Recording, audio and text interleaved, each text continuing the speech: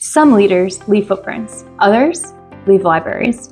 You're tuning into the Authors on Mission podcast, where industry giants become literacy legends. In every episode, we talk with authors who turn their brilliance into books that transform lives. I'm Danielle Hutchinson, your host and Chief Creative Officer at Authors on Mission. Welcome to your authorship experience.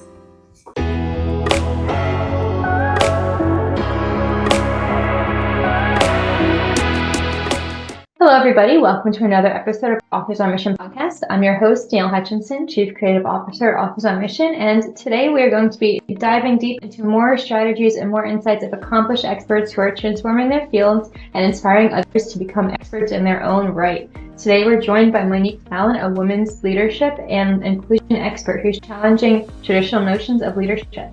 Through her work with global companies like Microsoft, Deloitte, and Samsung, Monique has developed the feminine leadership model, which is a revolutionary approach that helps women lead with both power and grace.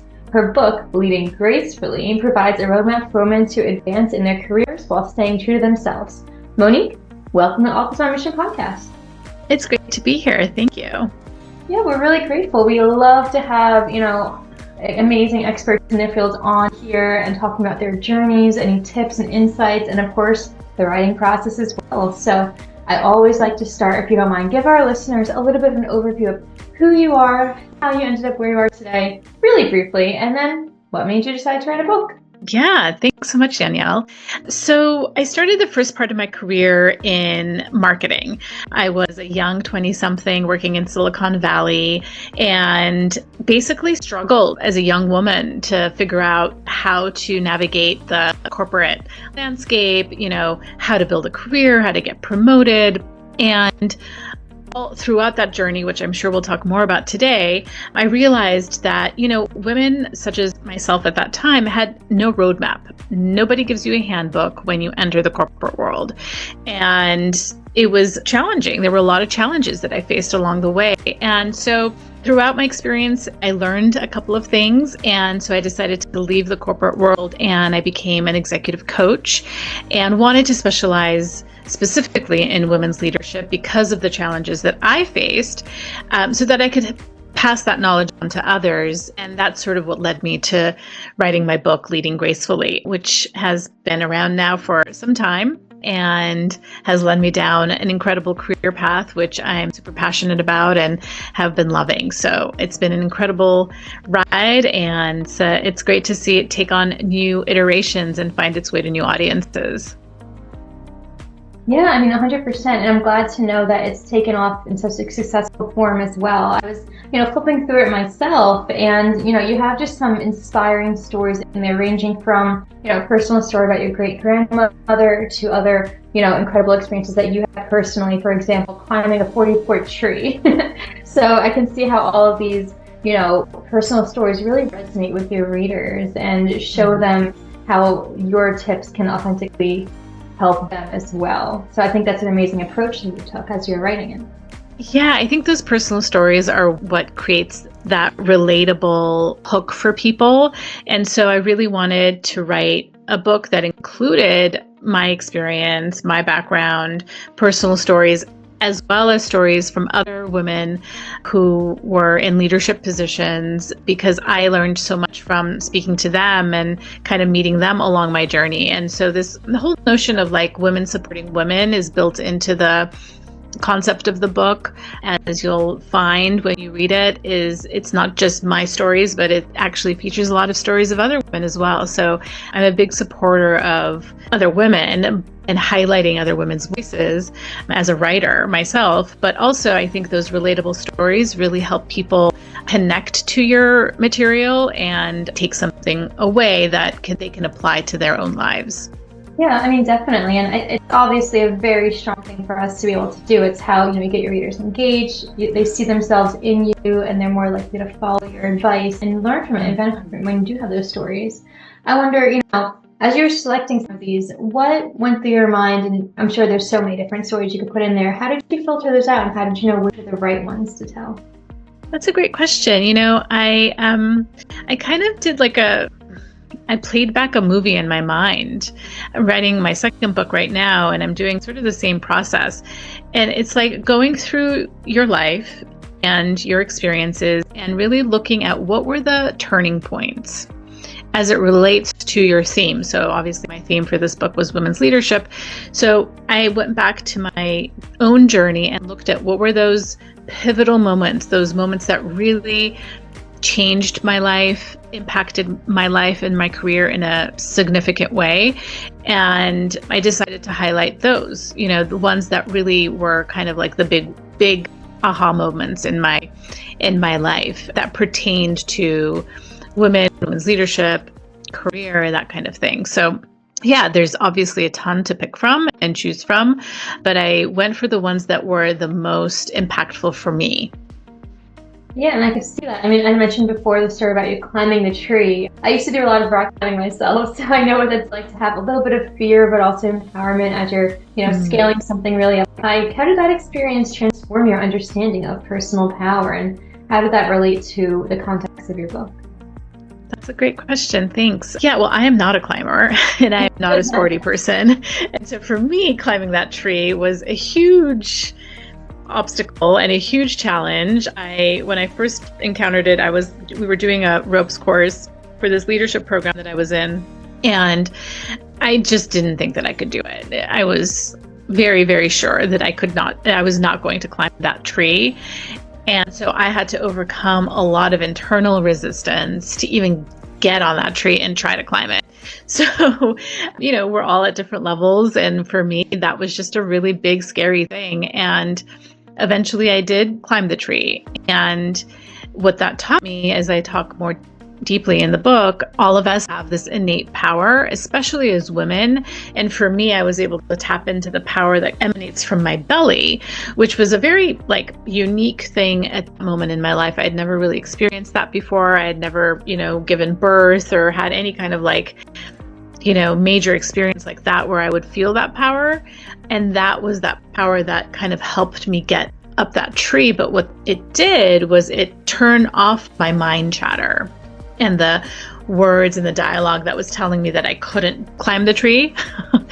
It shut that off. And that's when I learned that, our bodies hold a lot of intelligence. And if we tap into the power of our body, turn off the mind, that's when we can overcome the fear and that inner dialogue that tells us that we can't do something. And I think that's a important message for many, many women, because I think a lot of us struggle with the imposter syndrome and these limiting beliefs that make us believe that we can't do something or we can't achieve something. Yeah, definitely. It's great to talk about these challenges that women face, especially in the workplace. That's a huge part of your book, and everything that you do is, what prevents women from moving forward in their careers. And from what I'm understanding, a lot of it comes from those self-limiting beliefs. And, another thing I heard you mention is that, how your own body kind of helped you when it came to scaling that tree. Does that relate to the core power belief that you speak of in your book? Yeah, so I talk about different pieces around that in the book. So there's the power that comes from our core, and that is the power from our belly. And I believe that's where our intuition lies. And so our secret power as women is really our emotional, our perceptive body, our intuitive body. It's actually how our brains are wired. They're wired differently than men. So, there's definitely a difference between men and women of how we're wired anatomically, physiologically. And when you understand that on a biological level, you understand that we have things that make us unique and make us special.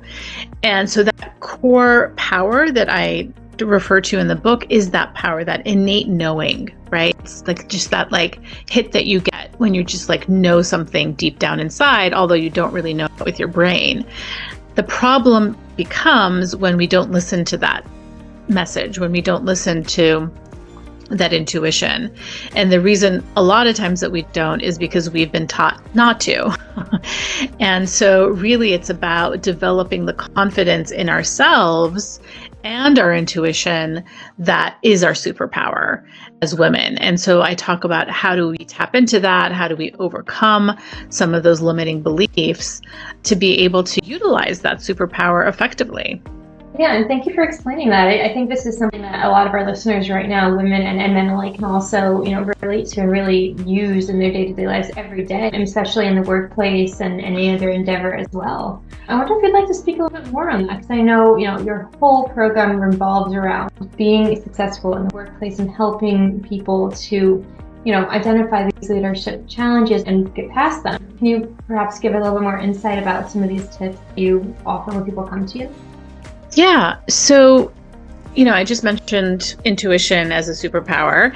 And I do want to say that this is not something that men can't develop. They absolutely can.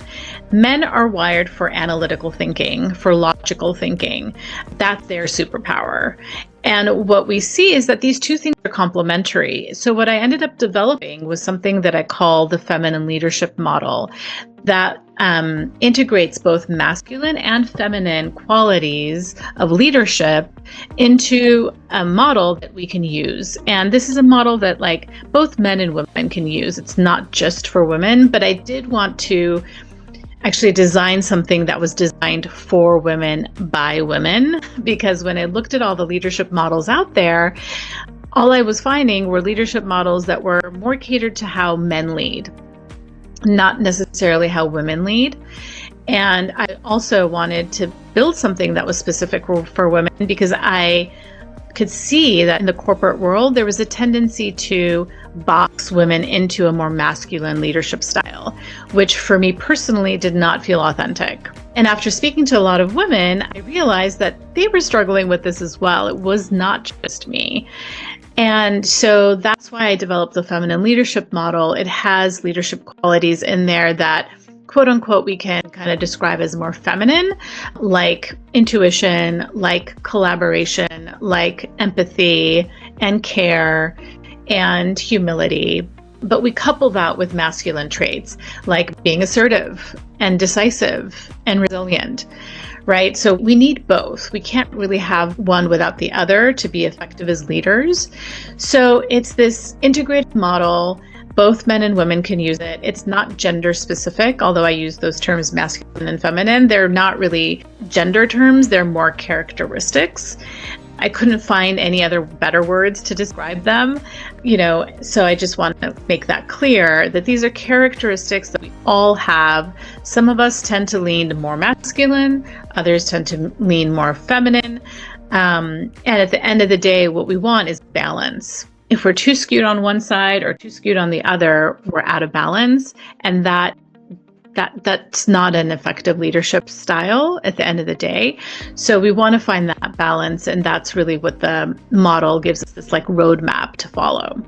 Yeah. And, I think one of the best things that you just mentioned is, in the way that you have tips relating to both feminine and masculine traits, you're opening up your audience more, and I think that's an expert strategy for anybody who wants to maybe follow your path and create a book of their own, is appealing to a wider audience as well. And, the way you structured your tips obviously helps so many people in the workplace day to day, but it also helps, broaden that reach to allow more people to come to you. And I'm sure because of that, you've had a lot of positive feedback, and perhaps people coming to you talking about how they've improved their own lives based on your strategies too.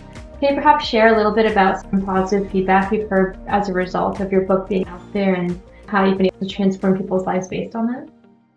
Well, I've gotten a lot of positive feedback, but just to kind of piggyback on what you said, yes, I think it's important to have a niche audience that you're writing for, so having that person in your mind and saying, okay, this is my target ideal reader, the person that I would love to read my book. But what happened when the book was published and people started finding it was male managers who wanted to support their female leaders and female teammates, who were interested in supporting their careers and helping them up the ladder, who were interested in my book to learn how to do that, because nobody gives them a roadmap either.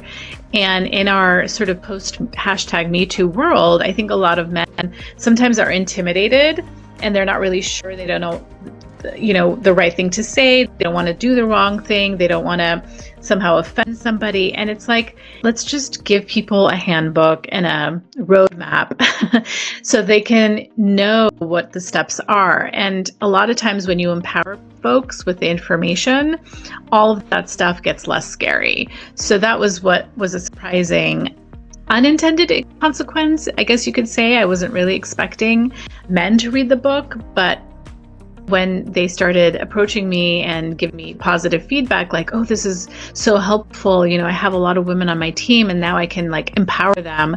That was really great. And I was excited that that's how the book was being utilized. So yeah, I think you have to write for a specific audience, but then know that other people are going to also potentially read your book and have, an impact from it as well.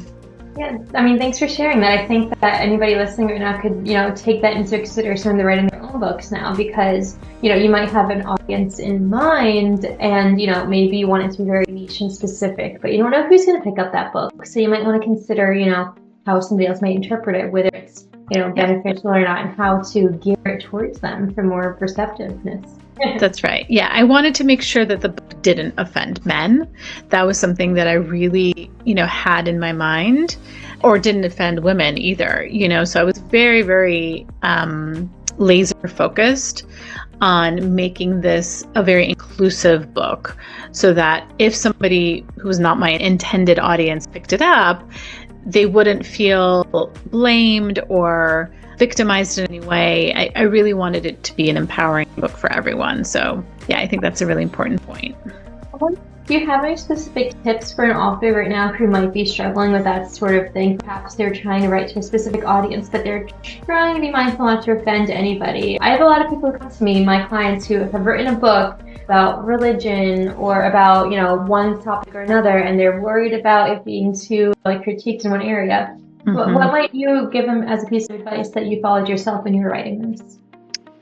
Yeah, so I knew somebody who would read my book somewhere out there was going to get offended. You prepared for that in today's day and age. Yeah. Not everybody's going to be happy with it, but yeah, you can't please everybody. There are going to be people who don't agree with your opinion. That was I almost gave up writing the book halfway through the process because I started getting so afraid that people were going to judge my ideas and tell me that I was absolutely incorrect. And that was just my own inner critic that I had to manage. Luckily, I had a coach that I was working with who helped me overcome that. But, we can't please everybody. We're not going to be for everyone. Somebody might pick up my book and say, this is definitely not for me. I had to stay authentic to myself. So that's how I wrote the book. But of course, we want to be mindful, especially in today's kind of climate where it's very polarized, people get offended very easily. You want to take that context into consideration, but you don't want to let it define you or define your writing or censor you in any way, because then we're getting into kind of scary territory where we're not being authentic and censoring ourselves because we're afraid of, not pleasing a certain group. So we don't want to offend anyone, obviously. We want to take people into consideration, but we want to stay true to our authentic voice. And I think that's really important, especially in today's climate. Thanks for sharing that. And, thank you for being so, raw and honest, the fact that you almost gave up, because a lot of people struggle with that too. I talk to so many people who think, my writing's no good, no one's going to like this. And then, you need that encouragement every now and then to hear an author just like Monique Tallon has had that same doubt and she made it, right? So, it's important for us to be able to relate and see that. What were some things you did to power yourself through that? Perhaps that's something else that could help us. Mm-hmm. Yeah, so I was working with a coach, and I absolutely 100% recommend people who are writing a book to have a coach. It could be a writing coach, it could just be a general coach who's going to help them deal with those demons when they come up, because they will come up. We all have either writer's block or, a limiting belief that tells us we're not good enough, or who's going to read our book. I mean, we all face that when we are in that writing process, but it's how do you deal with that, right? Do you just give up entirely? do you face your fear and do it anyway? Which basically is what I did, right? I just was like, yeah, I'm afraid. Somebody could judge me. What's the worst that could happen? And when I thought about it that way, it was like, well, I might, upset somebody, but it's not the end of the world. And so it's really about learning how to manage those limiting beliefs and having a good support system in place. My husband at the time was very supportive. He was super encouraging to me. I don't think I could have written this book without him. So just having that, team support as some kind of support mechanism is super important. Yeah, thanks for sharing that. And I agree completely. I mean, a lot of our clients here at Authors on Mission come to us because they need that type of support too, whether it be in the help of a ghostwriter, an editor, a marketing person, or anybody just to kind of give you some advice and make sure you're staying on track and help you, encourage you in those moments of doubt. It's always good to have, somebody with you. It's funny. One of my clients only last week was like, I come to you kind of like a therapist, and I'm like, yeah, I guess, as your ghostwriter, I guess I kind of am, because you're sitting here talking to me about your experiences and your thoughts, and we've worked through it together. So yeah, Monique, I agree completely. It's important to have that team. So bouncing off of that, going more into your writing process and your journey with writing this book, I understand that, you have it out on the shelves right now, but there's more to come, isn't there? Absolutely. So great new inventions, AI, have allowed me to put out an audiobook version of my book. So I self-published the book in 2016. I've sold almost 10,000 copies since then. And everybody has been asking me for many years if there was an audiobook, and I just never got around to it because it was expensive. It was going to be a big project. And honestly, I didn't, want anybody else reading the book besides me. But I also, it's like a many hour kind of commitment to record an audiobook. So I found a new service that clones your voice and reads the book for you. And I used that to create an audiobook, which is coming out imminently on Audible. And I'm so excited about it because finally I can have an audiobook version, and it didn't cost me a lot of money or a lot of time to produce it. And it's me reading the book. So for anyone who's listening, if you're interested in the audio version of Leading Gracefully, it should be available very shortly on Audible. And of course, the Kindle version and the print version are available on Amazon. Thanks for sharing that. Yeah, guys, check it out right now. And, right now, even if there isn't the audiobook available at the time of this posting, keep a lookout on Monique's websites and social media, which we're going to put all the links in the description box for this podcast, so you can check it out and be in touch and in tune with when it is going to be released, so you can be ready for it. Because, if you learned anything from this podcast today, it's that you always need to be ready to inspire yourself and learn, and that's exactly what Monique is doing here. So yeah, we'll have all that right there. Monique, I'm wondering, you have that out there. Can you speak a little bit more of the process of creating an audiobook? I'm curious because, a lot of our authors right now, they're working on, maybe they already have their book out. They're looking for some next steps, just like you have done as well. Perhaps you can walk through what you did and any challenges, any successes that came with the process. I mean, honestly, it was such a seamless process. I can't even believe how easy it is. But this is really a brand new technology with AI that's allowing us to do this. So the provider was called 11 Labs, and you basically can train the AI to mimic your voice. And so I think it's a great way for authors who want to produce an audiobook fast and cheaply. I think it cost me $100 for the subscription for a month, and it didn't take me more than about 3 weeks to do it. And so, and then, with Audible's integration, it's super easy to just upload the files and get it onto Audible. So, I'm just waiting for them to approve the final files. And the same thing with Kindle, same thing with Amazon. When you're doing the print version, nowadays, it's literally just upload your files and you're good to go. But with AI and its capabilities to clone your voice, I think that's going to be a game changer for the audiobook industry, especially up and coming authors who want that version of their book. It's much less of a financial barrier and a time barrier. So I would definitely encourage your writing audience to check that out if they're interested in doing an audio version. Yeah, 100%. There's a great DIY version right there. And, it's always a good path to take. You have your book out. How else can you expand yourself? And how else can you get your message out there in the world?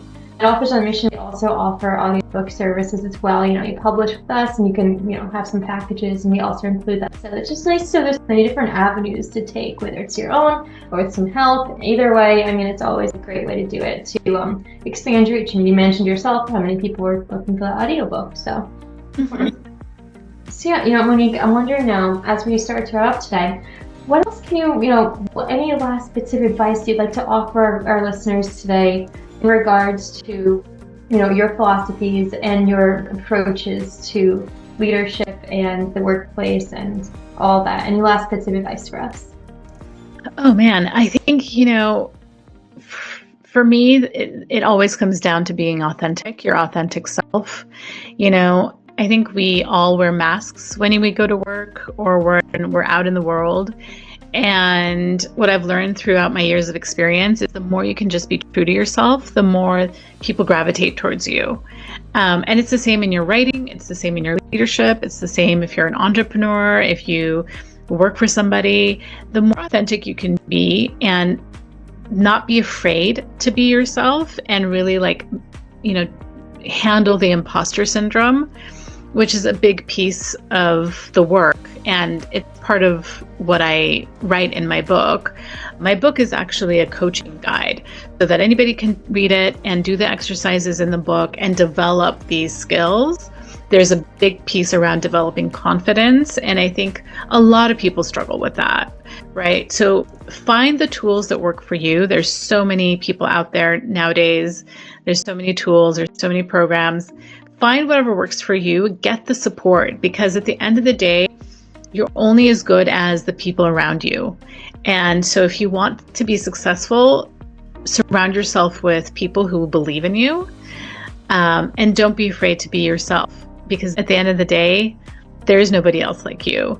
And so when you're out there, being your full self, you'll see that magic will happen. So that's really my advice for today. Obviously, I could talk about this for hours, but I appreciate your time and for having me today. It's been really fun chatting with you, Danielle.